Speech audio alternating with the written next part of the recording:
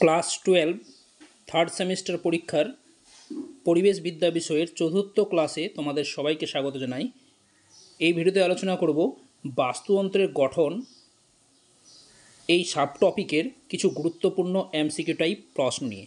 এখানে যে প্রশ্ন উত্তরগুলো নিয়ে আলোচনা করে দিব, প্রতিটি প্রশ্ন উত্তরই কিন্তু তোমাদের জন্য খুবই ইম্পর্ট্যান্ট। তাই তোমাদেরকে বলো ভিডিওটি প্রথম থেকে শেষ পর্যন্ত দেখো।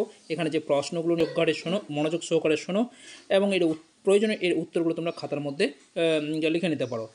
ওকে, পাশাপাশি তোমাদেরকে জানিয়ে রাখবো, যদি তোমরা এই থার্ড সেমিস্টার পরীক্ষার প্রথম অধ্যায় এবং দ্বিতীয় অধ্যায়ের অর্থাৎ পরিবেশবিদ্যা বিষয়ের প্রথম অধ্যায় এবং দ্বিতীয় অধ্যায়ের কমপ্লিট নোটসগুলো কিনতে চাও, তাহলে নিচে যে নাম্বারটা দেওয়া আছে সেখানে যোগাযোগ করতে পারো। আর কীভাবে তোমরা নোটসগুলো পাবে বা কীভাবে কিনবে সেটা সম্পর্কে তোমাদেরকে জানিয়ে দেওয়া হবে। তাহলে দেখো, শুরু করি আজকের ভিডিওর প্রশ্ন উত্তরগুলো নিয়ে। দেখো, চতুর্থ ক্লাসে আলোচনা করবে বাস্তুতন্ত্রের গঠন নিয়ে। এই বাস্তুতন্ত্রের গঠন এই টপিকটা খুবই ছোট একটা সাব টপিক। এখানে বেশি প্রশ্ন উত্তর নেই, যেগুলো প্রশ্ন উত্তর আলোচনা করে দিব। এই প্রশ্ন উত্তরগুলো পড়ে রাখতে পারলেই কিন্তু তোমরা পরীক্ষায় কমন পেয়ে যাবে। ওকে, দেখো প্রথম যে প্রশ্নটা কী আছে, বাস্তুতন্ত্রের জীবজাত উপাদান হলো। দেখো, জীবজাত উপাদান হবে, এখানে জীবজাত উপাদান হলো জল, খনিজ ও লবণ, উৎপাদক, মাটি। তো জীবজাত যে উপাদান সেটা হচ্ছে কি উৎপাদক কী করে খাদ্য উৎপাদন করে, যেমন সবুজ উদ্ভিদ তারা কি জীবজাত উপাদানের মধ্যে পড়ছে, অর্থাৎ উৎপাদক। সবুজ উদ্ভিদ হচ্ছে কি উৎপাদক, এরা খাদ্য উৎপাদন করে, এদের তৈরি খাদ্য অন্যান্য জীবেরা খাদ্য হিসাবে গ্রহণ করে, তাই উৎপাদক হচ্ছে কি এখানে জীবজাত উপাদান। নেক্সট 2 নম্বর প্রশ্ন কী আছে, ব্যাকটেরিয়া হলো বাস্তুতন্ত্রের micro consumer, macro consumer, primary consumer, secondary consumer. দেখো, ব্যাকটেরিয়া বাস্তুতন্ত্রের এরা কি বিয়োজকের ভূমিকা পালন করে। ব্যাকটেরিয়া, ছত্রাক এরা কি বিয়োজকের ভূমিকা পালন করে, তাই মাইক্রো কনজিউমার, অর্থাৎ এরা ক্ষুদ্র ব্যাকটেরিয়া কিন্তু অতি ক্ষুদ্র।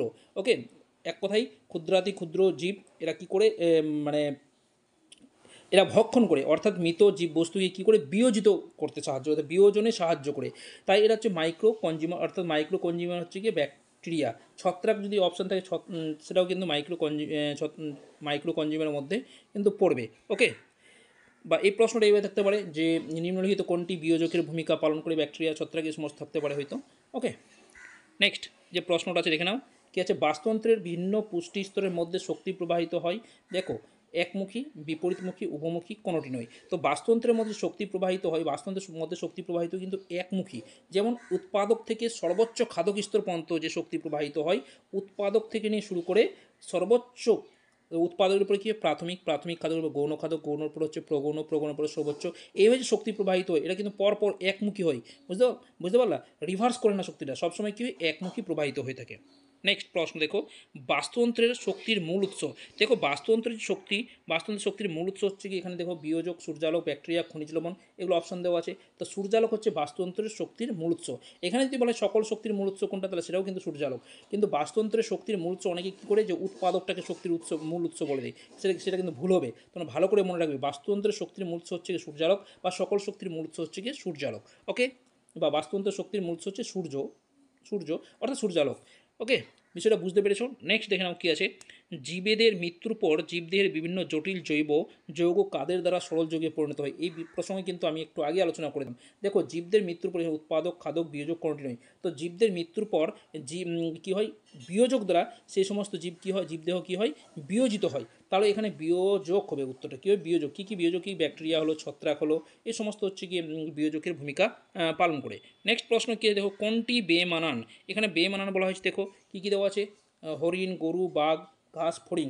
তো এখানে দেখো হরিণ এরা হচ্ছে প্রাথমিক খাদকের মধ্যে পড়ছে, গরু প্রাথমিক খাদক, ঘাস ফড়িং প্রাথমিক খাদক, কিন্তু বাঘ হচ্ছে গিয়ে প্রগৌণ। কারণ বাঘ কী করে হরিণকে খায়, হরিণ আবার ঘাস খায়, অর্থাৎ ঘাস খায় হরিণকে খায় বাঘ, তার খাদ্য হিসাবে গ্রহণ করে। তাহলে সেক্ষেত্রে বাঘটা হচ্ছে কিন্তু গৌণ খাদকের ভূমিকা পালন করছে, বাকি সবগুলো হচ্ছে গিয়ে প্রাথমিক খাদক, তাই বাঘটা হচ্ছে গিয়ে বেমানান। নেক্সট, অনবীক্ষণিক মৃতজীব জীব সম্প্রদায়কে বলা হয়, অনবীক্ষণিক মৃত জীব সম্প্রদায়কে বলা হয় খাদক, উৎপাদক, বিয়োজক, সর্বোচ্চ খাদক। দেখো, এই প্রসঙ্গে কিন্তু আমি এর আগের প্রশ্নতে আলোচনা করে দিয়েছি, তাহলে এটা হবে অবশ্যই বিয়োজক উত্তরটা হবে। নেক্সট, খাদ্য শৃঙ্খলের শক্তির প্রবেশ ঘটে উৎপাদক, বিয়োজক, তৃণভোজী, মাংসাশী কার মাধ্যমে। দেখো, খাদ্য শৃঙ্খলের শক্তির প্রবেশ হয় কোথা থেকে ঘটে, উৎপাদক থেকে, অর্থাৎ সূর্যালোকের উপস্থিতিতে উৎপাদক অর্থাৎ সবুজ উদ্ভিদরা খাদ্য উৎপাদন করে, তারপরে কিন্তু সেই শক্তি তারা কী করে সৌরশক্তি আবদ্ধকরণ ঘটে, কারা উৎপাদকরা সৌরশক্তি আবদ্ধকরণ ঘটায়, সেই শক্তিটা কী উৎপাদক থেকে প্রাথমিক গৌণ প্রগৌণ খাদকের মধ্যে সঞ্চালিত হয়ে থাকে। ওকে, তাহলে সেক্ষেত্রে উত্তরটা কী হবে উৎপাদক। নেক্সট, একটি বাস্তুযন্ত্রের চালিকা শক্তি হলো, দেখো উৎপাদক বিয়োজক সৌরশক্তি বিয়োজক, তো বাস্তুযন্ত্রের চালিকা শক্তি যেটা হচ্ছে গিয়ে কি সৌরশক্তি, ভালো করে মনে রাখবে। এই প্রসঙ্গ সৌরশক্তি সম্পর্কে কিন্তু আমি আগের প্রশ্নতে আলোচনা করে দিয়েছি। নেক্সট কি আছে, নিম্নলিখিত কোন জীবটি জৈব উপাদান দেখো অক্সিজেন, নাইট্রোজেন, কার্বোহাইড্রেট, সালফার। দেখো এই প্রশ্নের উত্তরটা আলোচনা করার আগে তোমাদেরকে বলবো, তোমরা যদি নোটসগুলো পারচেস করতে চাও, নোটস তো পাবেই, এই যে প্রশ্নোত্তর এমসিকিউ করে পাবি, পাশাপাশি এই টপিকে তোমরা কিন্তু থিওরিগুলোও পাবে।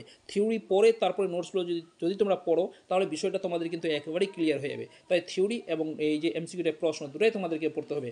সেই থিওরি প্লাস নোটসগুলো তোমরা যদি একসঙ্গে নিতে চাও, তাহলে যে নিচে নাম্বারটা দেওয়া আছে সেই নাম্বারে তোমরা যোগাযোগ করতে পারো। শুধু হোয়াটসঅ্যাপ করলে আমি তোমাদের সঙ্গে কীভাবে পাবে সেগুলো সম্পর্কে আমি জানিয়ে দিব। ওকে, তাহলে সঠিক উত্তরটা কী হবে, দেখো বাস্তব জৈব উৎপাদক কোনটা, কার্বোহাইড্রেট। কার্বোহাইড্রেট কিন্তু জৈব উপাদান, কিন্তু অক্সিজেন, নাইট্রোজেন এগুলো হচ্ছে অজীবজাত উপাদান, কিন্তু কার্বোহাইড্রেট কথা জীবদের মধ্যে পাওয়া যায়, তাই এটা কিন্তু জৈব উপাদান।